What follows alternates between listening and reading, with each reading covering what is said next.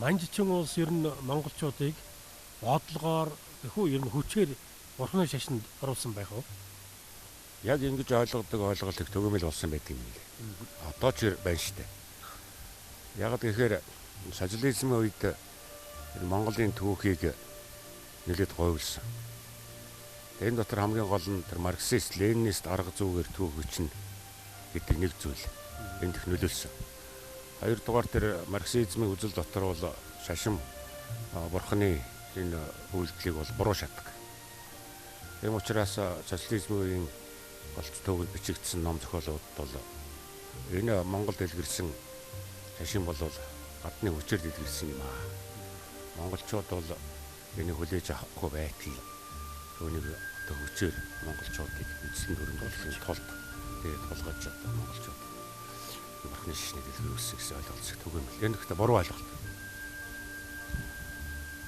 Монголчууд ер нь их ухаалаг алсын бодолтой ортон.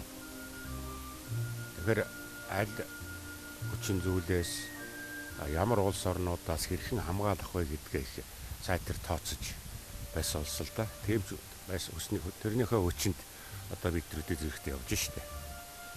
Тэгэхээр энэ өөрсдийгөө хамгаалах нэг хамгаалалтын гол хүчин зүйл нь бол энэ бурхан шашны дэлгэрэлтийн асуудал байна.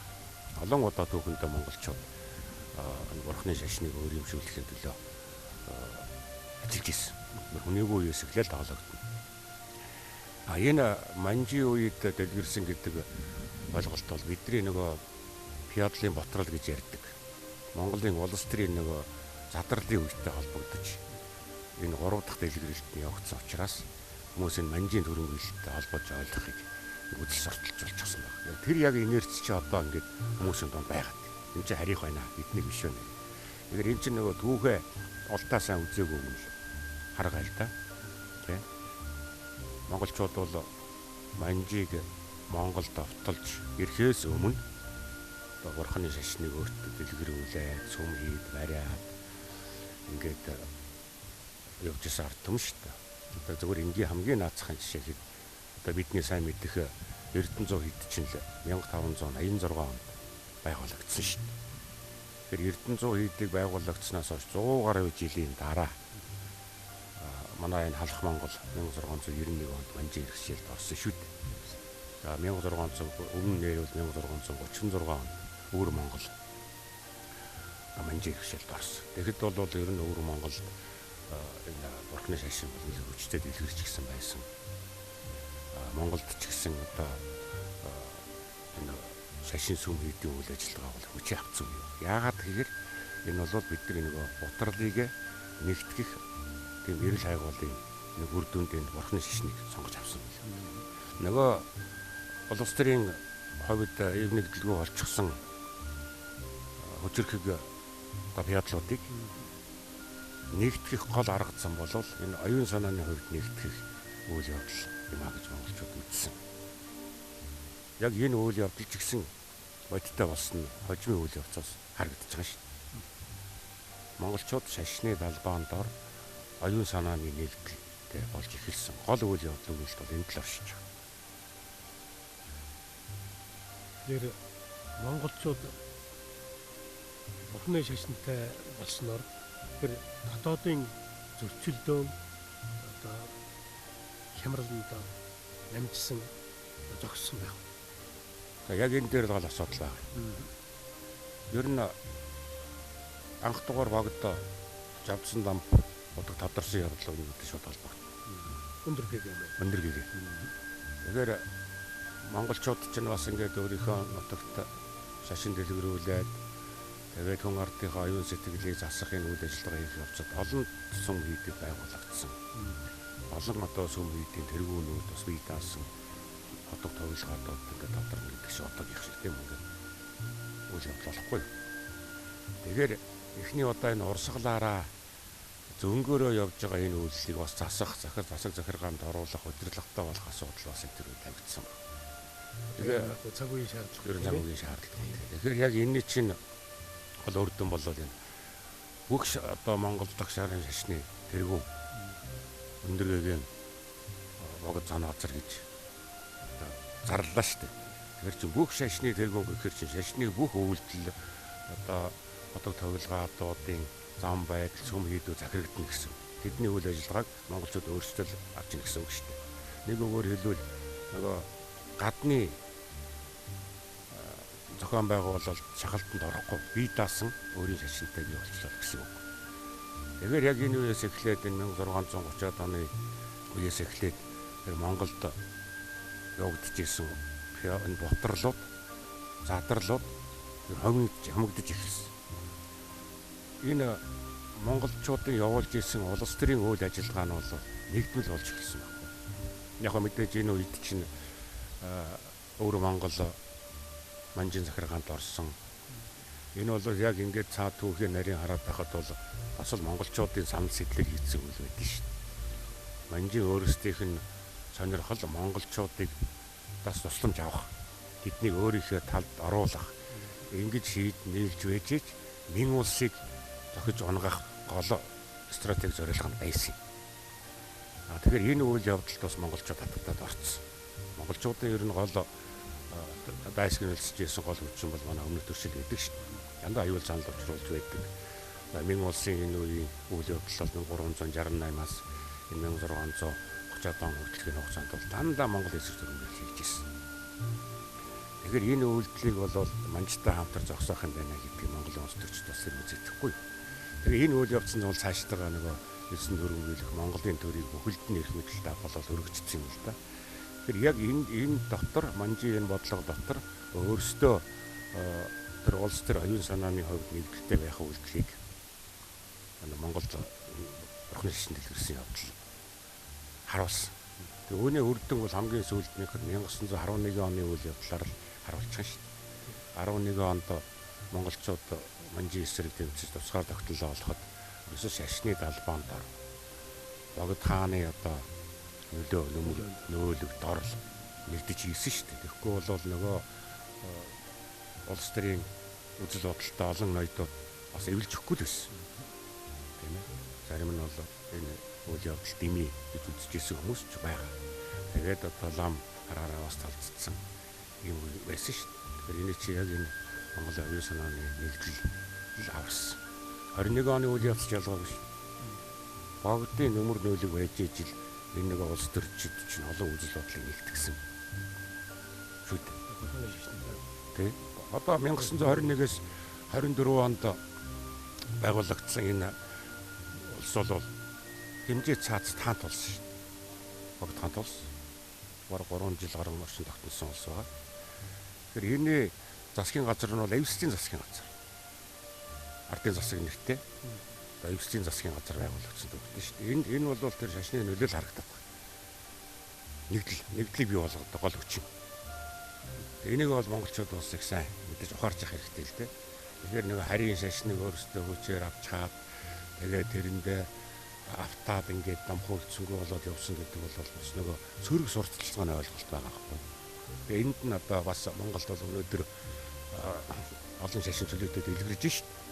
Тэгэхээр энийг бол нөгөө өөр шүтлэгт орсон хүмүүс их овжин ашиглаж тэр хуучин бичигдсэн ном түүхийн сурвалж болгоол яриад шít. Монголчууд шашны хүчээр авсан. Гэтэл үндсэндээ энэ Монгол дэлгэрсэн орхины шашны түүхийг зүгээр харж байхад энэ өндөргийн зан базарч нь ерөөсөө өөрийн Монголын гэсэн өвөрмөц онцлогын шашныг бий болгож байна. Бүх зүйл нь өөр. Энэ номын шашныг монголчууд өөрийнхөө бүр ингээд ахуйтай уяад холбоод үндэсний бүр уламжлалыг шингээсэн ийм өөрөөр шашин болгоцсон. Төвдийнхээс эрс өөр. Мэдээж хэрэг ном уламжлал нь бол ойлгомжтой нэг хэлбэр шүү. Тэгээд түүнийг одоо шүтэх, тэгээд өмсгөл hodснаас ахуулаад эдээ бодоноос аваад тэгээд сүм хийдийн тэлж аягууд чинь бүгд монголчсан Монголын өрөөс өдөртөө болсон. Ийм л зүйл түүхээс харагдаж идэв. Тэгэхээр манжчин улс юм монголчуудын орхины шашин амнар сүм хийдийн талаар ямар бодлоо яваад ирсэн бэ? Тэгээ одоо яг энэ манжнаар дэлгэрүүлсэн гэж ойлгодог энэ хүмүүст хариу өгөх зүйлэг төгс удаарт олон байна л да. Ер нь эхлээд энэ манж нар чинь Монголд дэлгэрж байгаа энэ сарын шашныг хааж исэн. Тэр одоо сонин сонсогдож байгаа. Юу дэлгэрүүлэх бүр хаагаад хориглоод. Ягаад тэгэхээр тэд нар чинь бас л айхтар улс төр хүмүүс үйж байгаа шүү дээ. Энэ бол оюун санааны нэгдэл нэг тогийн дор нэгдэнэ гэдэг энэ үзэгдэл чинь бол нөгөө эзэн төрийн үйлэгч нар аюултай л баггүй. Аль болохоор оюун санаа тус тусдаа шашин зүтдэг тус тусдаа захиустай байвал амар байна даа гэднэр. Тэгэхээр энэ Монгол дэлгэрж байгаа шашны зогсоохын юу хүчийн сааруулахын тулд их юм хийсэн шүү дээ нэхлээ. Тэр одоо тэр Манжин хааны зөвлөлт дотор байгаа Монголд байгуулагдсан сүм хийдвэрийн 40-с илүү бол амтай байна. Тогийн хязгаарлаа. Тэгээд сүүлдээ Манжин соёрхолт нэлээд хүчтэй болоод нэлээд ороод ирсэн 1636 1690-ад оноос хойш тэгээд өндөр гэгийн нэгчтэй Манжин хаанд иргэдээ авч зөвлөхөр ажил болж өөртөө татаад авцсан шүү дээ. Энэ бол Монголд айгаал байлгаж болохгүй нэ юу. Маш хурд нэгдэж байгаа хгүй монголчууд. Өндөр гэгэнийг амьд авахд л монголчууд тэр богдыг тойрсон улс төр оюун санааны нэгдлийг бий болгочихгүй юу. Богдын үг чинь улс төр одоо төшөөд хан засаг хааны өгнөөс хүчтэй болоод эхэлсэн. Нийтээр өвгөнд нордог болчихсон. Тэр эн чинь нэгдлийг илэрхийлээд байгаа. Ийм учраас нөгөө Манжин хаан чинь бол богдыг өөрийнхөө дэргэд байлгаад хараал үйлдэндээ л авлаа гэсэн үг шүү дээ тэр чинь. Тэгээд сүм хийдийг байгуулах тэр бүгд Манжин хаан зөвшөөрлөгдөв болсон. Хязгаарлалт. Урд нь бол чөлөөтэй сахиусүтэн залаа сүм хийдээ байгуулад явж ирсэн улс чинь дандаа зөвшөөрөл авдаг болсон. Тэгээ ийм зүйлүүд явагдаж ирсэн. Тэгээ мэдээж хэрэг энэ нөгөө нэгэн дэлгэрсэн хүчээ авцсан үйл явдал бол цаашаа улс орныг хэлээд хамраад явсан л да.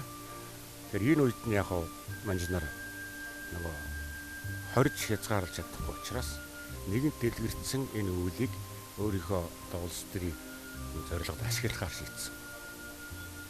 Тэгэхээр нөгөө энэ хүмүүсийн энэ ухамсартах энэ тогтцсон энэ үзлийг зайлуулахын тулд одоо үед бол бас дахиад үзэл суртал явуулж байна л та. Үчин гадны шишин зайр нэвтэрсэн тэгээд ном тайчин байсан монголчууд ирэх ном бариад ингээ ном хүнцэнгөө болчихсон гэх тээ. Ер нь бол тэр тухайн үеийн цаг үе чинь тэр дайм байлдааны зогсоох л нийгэм шаардлага бий болсон юм байна шүү дээ. Өнөө хүртэл одоо бид нар сэлэн бариал дайчин бодгож чад бариал ингээл тэмцээнд өгдөг улс төр байхгүй болсон шүү дээ. Ерөөсөө яг энэ 1640-од оны үеэс эхлээд дэлхийн өөрийнх нь улс төрийн энэ олон улсын харилцааны нөхцөл байдал ерөөс өөрчлөгдсөн. Монголын үед дууссан. За Европт ч гэсэн одоо энэ шашин мөргөлдөөний хооронд байдаг энэ зөрчил тэмцлүүдэд зогсоё гэдэг юм үйл явц эхэлсэн шүү дээ. Тэр чинь 1600-аад оны ихэрч бас Европ тэр чигээрээ дайнд орсон байсан. Нөгөө христийн шашны католик протестант урсгалууд нь хоорондоо тэмцэлдээд дэлхийн түүхэн төр 30 жилийн дан гэдэг нэрлэгдсэн энэ урт удаан үжиг хамралтай орогдсон байхгүй. Тэгээд тэр чинь 1648 оны үед тэр Вестфалийн гэрээ гэж улс орнууд хоорондоо зохицоод ер нь аймбалтайна зогсоё. Утгагүй байлтгай болъё.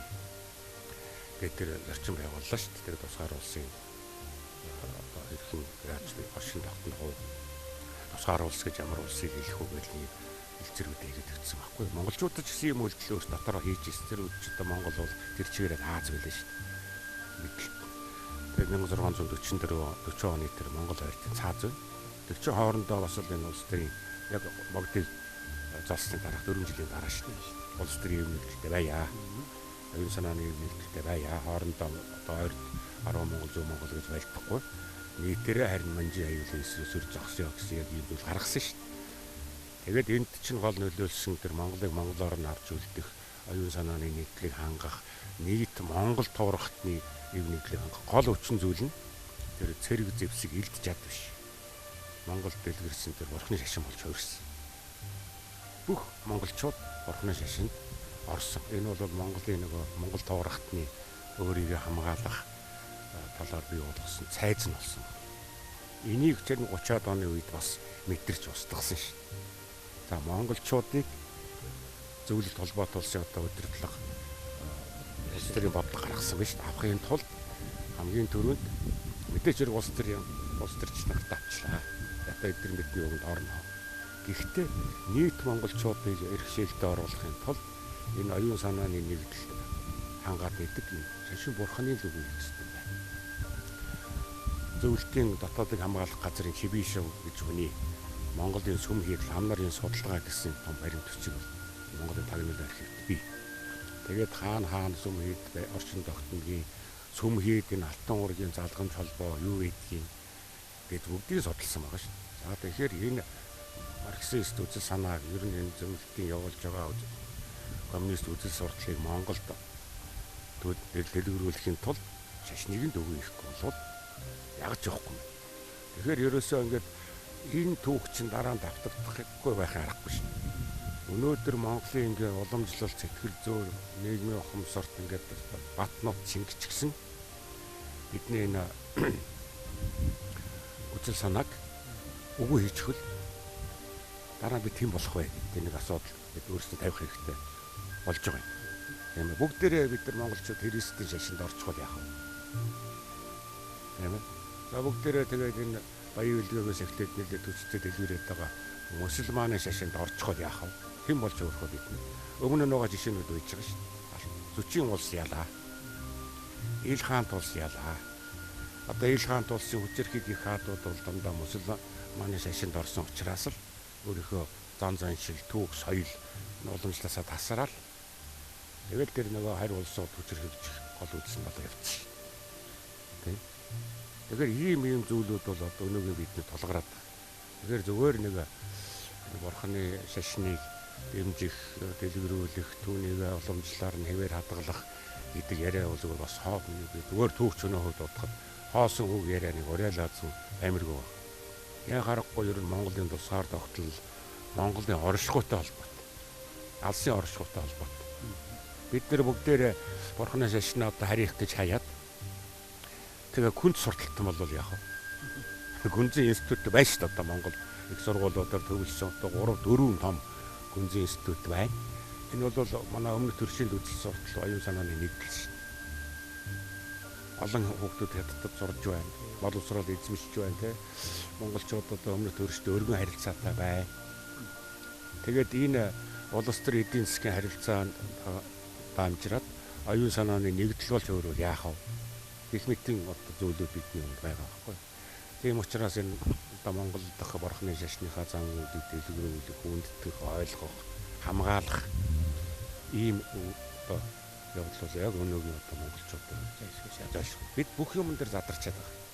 Одоо яг л одоо тэр 15 16 дугаар зууны үед Монгол явагдсан үйлүүд шиг бүгд толгой даасан, дурынхаа үйл ажиллагааг эрхэлсэн юм байлаа шүү дээ. Одоо дээр нь бидний одоо сүтэх хэрэгчлөлүүдийг нээж ирсэн учраас монголчууд ингээд олон шашинт нь болох бас нэг зам таалах нэгчихдээ ш. Тэгэхээр энэ бүхэн чинь одоо бид уламжлалсаа тасрах дөрөв хэлснээр алсын оршихуйтай л маань холбоотой учраас энэ дэр бид ухаалаг хандах хэрэгтэй гэж бодож явдаг.